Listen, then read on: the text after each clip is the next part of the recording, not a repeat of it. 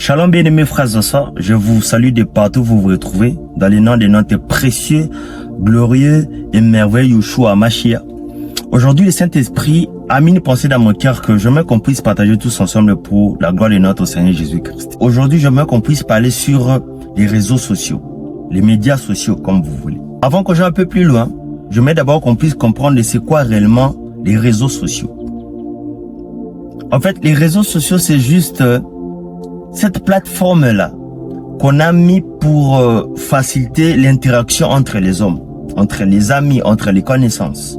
C'est ça, les réseaux sociaux. Alors, les trucs avec les réseaux sociaux que nous devons savoir, c'est que les réseaux sociaux, ce sont des outils qu'on a mis entre les mains des hommes.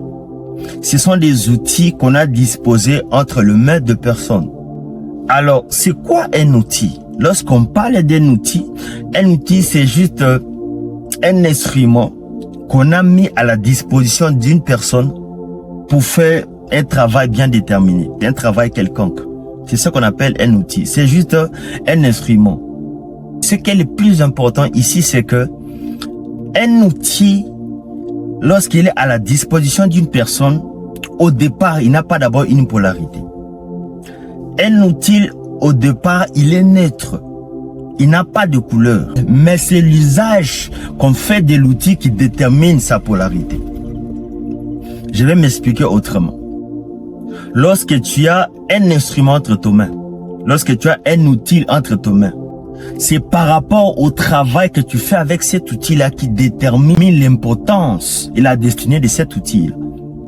Je vous donne un exemple simple.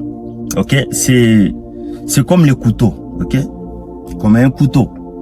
Tu pars dans un marché, dans un supermarché, tu te payes un couteau. Lorsque tu payes un couteau, nous allons comprendre que l'usage de ce couteau-là est un peu vague. Vous voyez? Cet achat-là de couteau que tu as effectué dans le marché, c'est extrêmement vague. Ce couteau-là est neutre.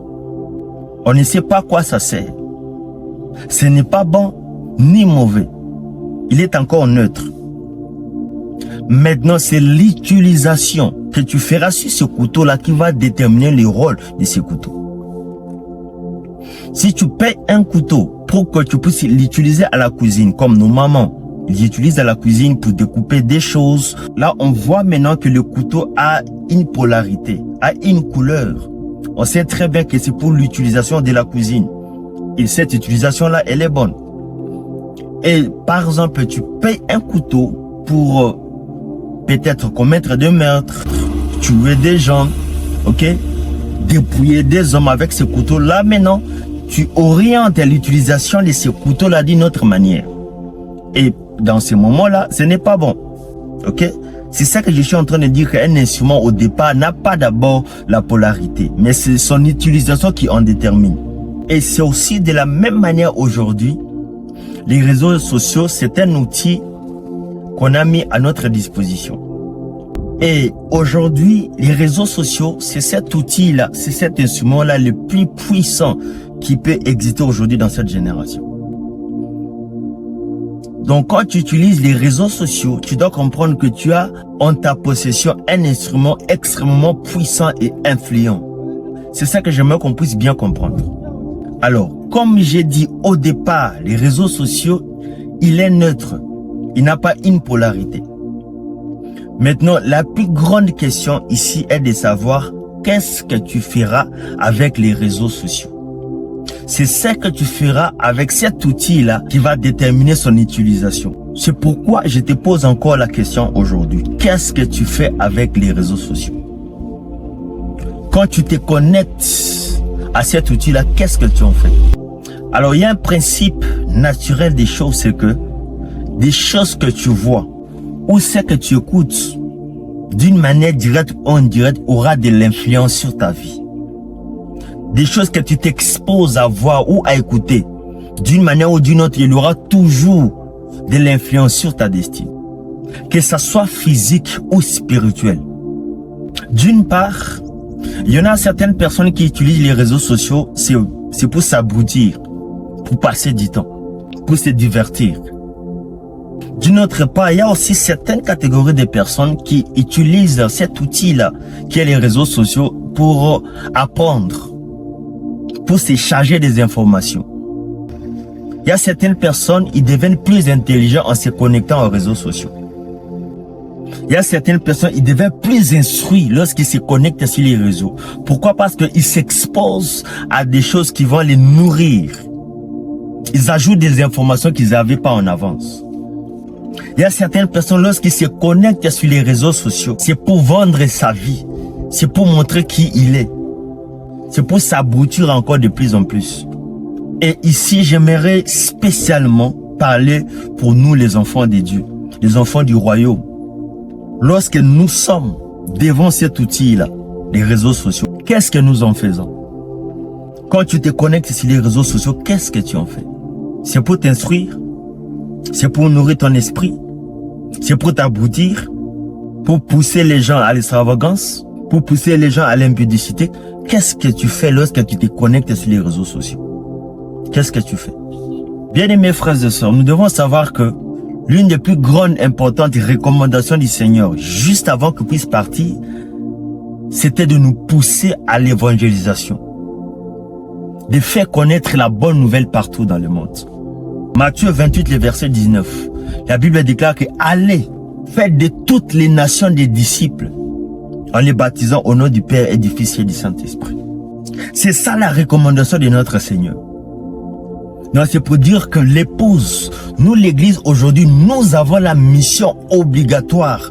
Comme de la même manière que nous avons cru en cette parole, en l'écoutant, de la même manière aussi nous devons aussi propager cette parole. Maintenant, posez-vous la question, comment le monde entier écoutera la parole? Comment le monde entier écoutera la bonne nouvelle? Comment le monde entier saura qui est Jésus?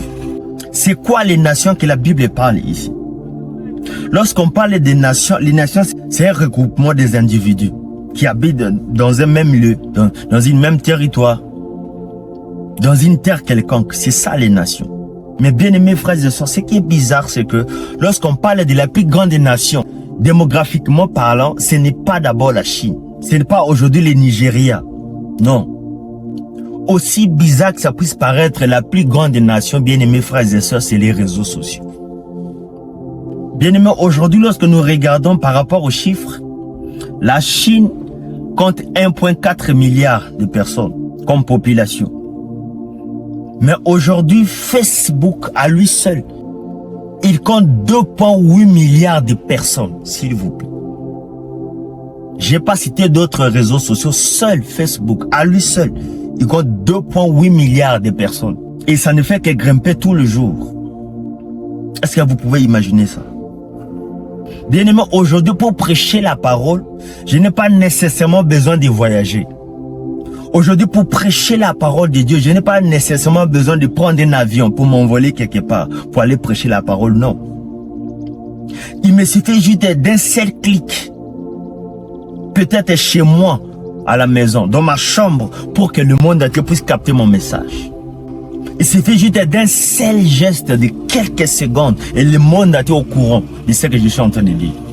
Bien-aimés frères et sœurs, qu'est-ce que tu fais avec cet outil des réseaux sociaux à ta portée? Qu'est-ce que tu en fais? Aujourd'hui, il suffit juste d'une petite publication, le monde entier est au courant. Lorsqu'on parlait de ces choses dans l'ancien temps, ces versets étaient mal compris. Parce qu'à l'époque, c'était presque impossible que le monde entier puisse écouter la parole de Dieu. Mais aujourd'hui, dans ces siècles ici, dans ces moments ici, c'est possible. Et l'un des outils, l'un de ces instruments-là pour l'évangélisation, c'est au travers des réseaux sociaux. Toi, prédicateur, toi, un enfant de Dieu, qu'est-ce que tu en fais de cet instrument-là que tu possèdes dans tes temps? Bien-aimés frères et sœurs, nous sommes arrivés dans le temps de la fin. Jésus revient bientôt. L'époux est déjà à la porte. Et dans ce temps ici que nous retrouvons, c'est le moment où le monde a besoin d'écouter l'évangile. Parce que nous sommes dans le temps de la fin.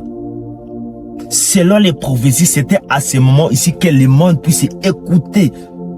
Alors plus que jamais la parole de Dieu. C'est dans ce moment ici que le monde a besoin d'écouter la parole. La bonne nouvelle de Jésus-Christ. Parce que très bientôt là, la trompette va sonner.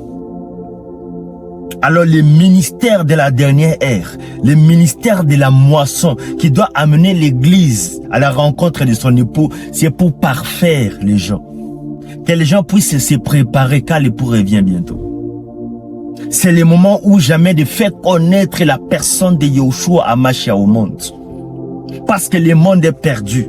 Le monde est dans la désolation. Et ces gens-là, ils ont juste besoin de Jésus pour que les âmes puissent être sauvées. Le monde a besoin de la lumière de Yeshua HaMashiach qui puisse se manifester dans leur vie. Tu as ton téléphone avec toi. Qu'est-ce que tu fais dans les réseaux sociaux? Seulement pour se distraire, pour regarder les filles presque nues, en train de danser, en train d'exposer leur corps, qui est le temple du Saint-Esprit, en train de suivre les comédies qui vont rien t'apporter, au contraire qui vont t'abrutir encore plus. Combien de gens sont dans des dépressions? Combien de personnes sont découragées aujourd'hui? Combien de personnes ont baissé les bras? Mais ils ont juste besoin d'une parole, en fait, qui puisse être relevée. Aujourd'hui, l'apostasie est entrée dans l'église. Les gens ont rejeté le Christ. Ils ont abandonné leur foi. Nous devons sauver des âmes. Nous devons amener des âmes au Christ. Prêchons la parole de Dieu. Prêchons la bonne nouvelle. Et au lieu de ça, nous passons notre temps à danser, à exposer cette fausse vie que nous nous faisons. Bien-aimés, nous n'avons plus le temps. Nous n'avons plus de temps. Lorsque le Seigneur regarde ces choses, il pleure. Lorsqu'il regarde ces âmes qui sont perdues, il pleure. Car c'est à cause de ces gens-là qu'il avait donné sa vie. Il s'est sacrifié pour ces gens-là. Mais qu'est-ce que tu fais aujourd'hui lorsque tu es sur les réseaux sociaux? Qu'est-ce que tu publies sur tes statuts? Quand tu publies tes photos, quel est le message que tu veux transmettre derrière ces photos-là? Bien-aimés, nous devons racheter le temps, car les jours sont mauvais. Le Seigneur n'a jamais été aussi proche que dans ces temps-ci que nous nous retrouvons. Bien-aimés, ramenons les âmes à Jésus. Faisons comprendre au monde c'est quoi la puissance de la parole. Faisons comprendre au monde qu'ils sont perdus sans Jésus.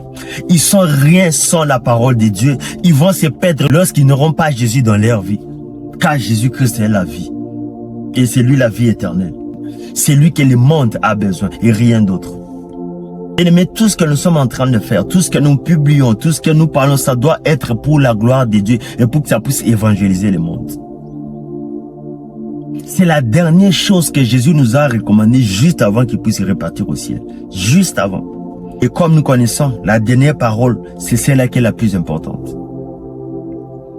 C'est comme un héritage qu'il nous a légué. Il a dit, allez faire de toutes les nations des disciples. Et aujourd'hui, on nous donne cet outil. Peu importe la provenance, peu importe la personne qui l'a créé, que ce soit les diables, que ce soit des occultistes, peu importe. Mais comme c'est un outil, c'est ton utilisation qui va déterminer l'issue. C'est de ça que je suis en train de parler. Alors bien aimé, que le Saint-Esprit puisse nous faire grâce. Que Dieu puisse nous aider. Afin que nous puissions bien utiliser cet outil-là qui est entre nous. Lorsque tu es sur TikTok, qu'est-ce que tu fais? Instagram, Facebook, WhatsApp, qu'est-ce que tu en fais? Aujourd'hui, le Seigneur veut t'interpeller. Aujourd'hui, le Seigneur veut t'interpeller. Aujourd'hui, tu as entre tes mains un couteau. Tu as le choix. Soit d'aller à la cuisine, préparer, découper les histoires pour que les gens mangent, afin qu'ils puissent recevoir la vie. Ou prendre ce même couteau-là et découper certaines personnes, les dépouiller pour que le sang coule, afin de les détruire. C'est toi qui as le choix.